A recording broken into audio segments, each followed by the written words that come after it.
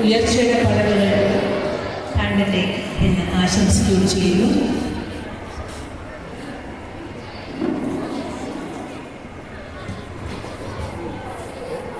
കരുനാഗപ്പള്ളി ജനകീയമായ MLA Shri R മഹേഷിനെ, Shri CR മഹേഷിനെ